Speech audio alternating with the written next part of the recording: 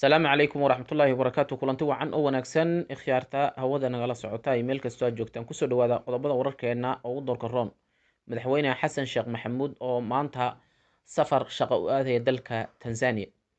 waxaa kaloo qodobada wararkeena ku jira ra'iisul wasaare xamse oo golihiisa wasiirada soo magacaabi doono maalmaha afka nagu soo haya waxaa kaloo qodobada wararkeena ku jira dowladda Itoobiya oo qorsheynaysa sidii ay uga takhalusi lahayd madaxweyne xasan sheekh maxamuud oo xidhiidhkoodu uu xumaaday ilaa iyo intii la doortay waxaa qodobada wararkeena isha ku haya faahfaahinayana saaxiibkay gooni soo dhawow mahdo horta waa mahadsantahay marka ugu horeyso wadaan ku hormarna madaxweynaha Soomaaliya xasan sheekh maxamuud safaradiisa faraha badnaa ayuu weli wadaa wuxuuna maanta ku wajahan magaalada Arusha ee dalka Tanzania asagoo u raadinayo inay Soomaaliya ka mid noqoto ururka ku midoobay East African Community oo ishaga si ay u helaan ugu mid noqdaan ururkaas waxaa ku midaysan ilaa 7 dal oo ay macnaha ururkaas ku midaysan yihiin waxayna leeyihiin hal passport fiisana iskama qaadaan oo wadamo 7daas wadan South Sudan ayaa kamid ah Kenya ayaa kamid ah Ethiopia ayaa kamid ah Burundi ayaa kamid ah marka Tanzania ayaa kamid ah wadamadaas oo dhan waxa way iskama qaadaan fiiso marka wuxuu rabaa in Soomaaliya laga mid dhigo wadamadaas si ay uga mid noqdaan East African Community marka wadanka ugu horeeyay waa taageeray waa Burundi haddana waxa way shir ayaa ka dhici doona Tanzania oo ka qayb gali doona magaalada Arusha marka waxa la rajeynayaa in Soomaaliya ay ka mid noqoto East African Community halkaas passport oo 7daas wadan ay isticmaalaan inay 8 ku noqoto bila fiisana shacabka Soomaaliyeed ku imaan doonaan wadamada Afrika intooda badan ay u soo safraan shacabka Soomaaliyeed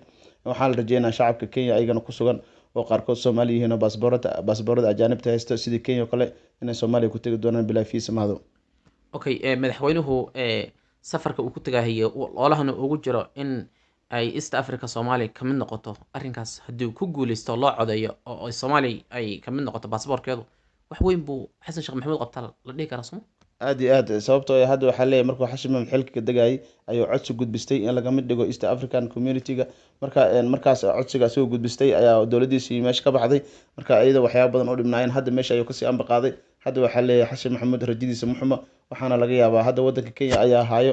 ururka madaxda ugu sareysa wadanka Kenya East Africa hadda madaxda Kenya waaye waxaana laga yaabaa in Burundi loo wareejiyo ama Tanzania muddooyinkan dhow marka Burundi oo la rajeynaysa in ayada noqoto wadanka asagana sii hayn doono xilkaasi ayaa wuxuu leeyahay aad ayaan u soo dhaweynaynaa in Soomaaliya ay ka mid noqoto maadaama ciidamo ay halkaas ka joogaan ciidamahaasna markay ay tagayaan halkaas Burundi ay fiisa ay ka qaado dowladda Soomaaliya oo fiisa dalku gal ah $60 cala qof laga qaado marka way u fiicnaa lahayd wadamada ajaanibta Afrika oo dhan naftkooda way rabaan Soomaaliya oo u safraan ilaa 22 kun oo ciidamo halkaas joogo ciidan kasto meesha ka dagayaan waxaa laga qaadaa $60 marka ay naftkooda culays ku tahay Kenya ayaa kamid ah ciidamadeeda naftkooda meesha way joogaan marka aad iyo aad u wanaagsanaa lahayd xasan maxamuud hadduu taas ku guuleystana waxaa la dhihi karaa wax qabad weyn ayuu ka helay Afrika ra'iisul wasaaraha jamhuuriyadda federaalka Soomaaliya xamse oo golihiisa wasiirada aad oola daahay dadkuna ay isweydiiyeen sababta daahisay waxaa la sheegayaa maalmaha afka nagu soo haya in la magacaabi doono ra'iisul wasaarihi iyo madaxweynuhu waxaa la sheegayay cabdiyow inay wasiirada isku haysteen madaxweynuhu safar uu ka dhamaan waayay hadda ma heshiiyeen maas dhihi karna horta maalmihii lasoo dhaafay waa la rajeynaya in wasiirada la magacaabo laakiin hadda ugu dambeyn safarkii madaxweynaha Soomaaliya oo kaga soo laabtay wadamada dibadda oo hadda Muqdisho oo ku joogo wuxuu ku go'aamiyay in wasiiradii lagu dhawaaqo wasiiradana way qoran yihiin listigana ra'iisul wasaaraha iyo madaxweynaha isla garteen ra'iisul wasaare Xamse Cabdi Barre waxaa la rajeynaya inuu maalinta Sabtida ku dhawaaqo golihiisa wasiirada marka wax ka dhiman hadda oo jiro iyo isqabsi fara badan ma jiraan waxaan la sheegay wasiirada inay u badan yihiin ururka UPD ee ka wada tirsan yihiin xasan maxamuud iyo Xamse Cabdi Barre marka hawsha way soo gabagabowday isqabqabsi iyo wax dagaalan ma jirinba nimankan waa niman isku urur ah muddo badan isla shaqeeyay dalada waxbarashada ka wada tirsanaa FBNS wax badan macad kisimad ka soo shaqeeyo marna macallimiin ka marna gudoomiyaalka aha marka raggan rag isfahmaayo oo hadda meel aan kala jirin waaye laakiin xisbigooda ayaa u badan golaha wasiirada rag fara badan oo xililkaas rajeynayo quudareynayna way ku guuldareysteen sidii wax u maleynayeen uma dhicin markii golaha wasiirada Sabtida lagu dhawaaqo haduu ilaahay sida la rajeynayo hadii waxba isbedelin ayaan ogaan doonaa wixii markaas ku soo kordho marka mahadu hadda culays kama jiro dhanka wasiirada magacaabideeda bari oo jimcaha haduu ilaahay ayaa naga xigto maalin Sabtida in lagu dhawaaqo doono ayaa halkaas suuqa ku jirto weli hadda wararka madaxtooyada naga soo gaaray aad iyo aad ay warkaas u adkeynayaan Puntland waxaa la sheegayaa in ay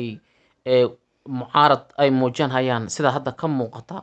waxayna xoogow ay lugto hayaan si ay sheegeen ra'iisul wasaaruhu habka uu u dhaqmaa iyo sida uu u dhaqmaa ra'iisul wasaaruhu wasiirada ay rabaan haddii uu siin waayo ma is dhihi karnaa waxaa kici doona mucaarad xoog badan. horta mucaaradka Puntland hadda way kacsan tahay already. Puntland iyo hadda dowladda Soomaaliya Xasan Maxamuud hogaamiye heshiis ma aha. Way kala fogaadeen, mar hore ayay kala fogaadeen. Xasan Maxamuudna hadda wuu ogyahay inaysan Puntland xiriirkooda oo iska dhexeen, laakiin rag oo soo magacaabaya waa rag ururkiisa ka tirsan, oo haddii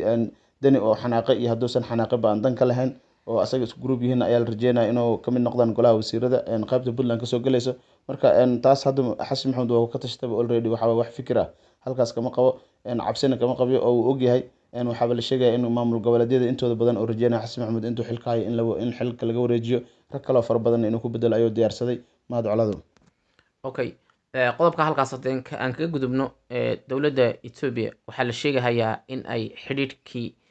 ayadiyo xasan sheekh maxamed u dhexeeyey madmadow fara badan uu soo kala dhex galay. maxaa sababay in ay durbaba xasan sheekh maxamuud oo aan 3 bilood gaadhin inay durbaba ay iskhilaafaan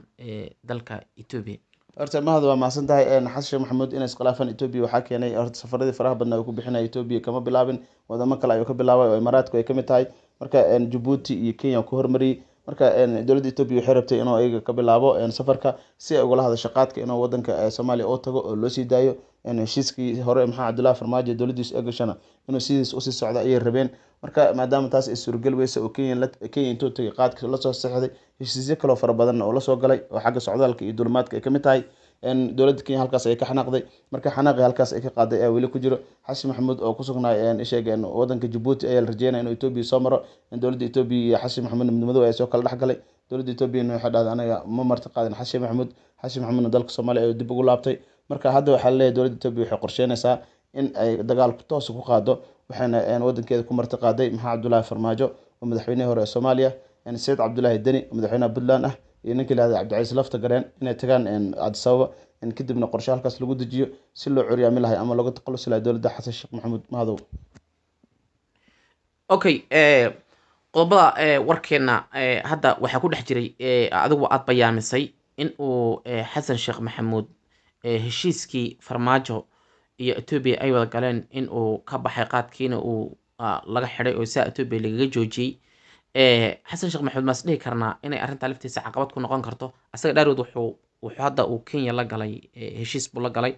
dowladda soo socotay hadda soo galaysa heshiiska haddii hadhow oga baxdo siduu asaga oga baxay soo caqabad kuma noqonayso. walaa horta mahado dowladda Kenya horta hadda haddii heshiis la galay oo Xasan Maxamuud ay la gashay, dowladda Kenya inay ka baxda rajo lagama qabo. sababtoo waxayna uga bixi karin in heshiiska qaadka la geeyo Soomaaliya waxay dan ugu jirtaa dowladda Kenya. marka xuduudaha in la furano dowladda Kenya ay ganacsiga dan ugu jirtaa. marka u malaymaayo in haddii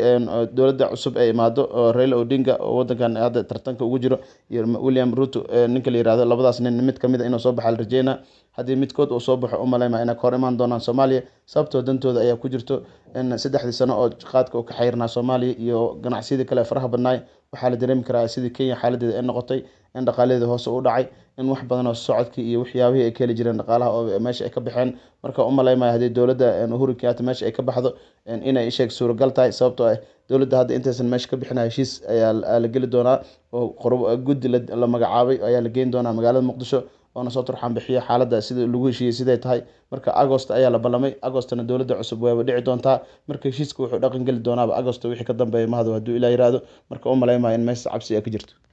Okay, kaasi wuxuu ahaa saaxiibkay gooni daadiyaha barnaamijkeena. kheyrta hawada nagala socotay meel ka soo joogtaan saas iyo nabadgelyo.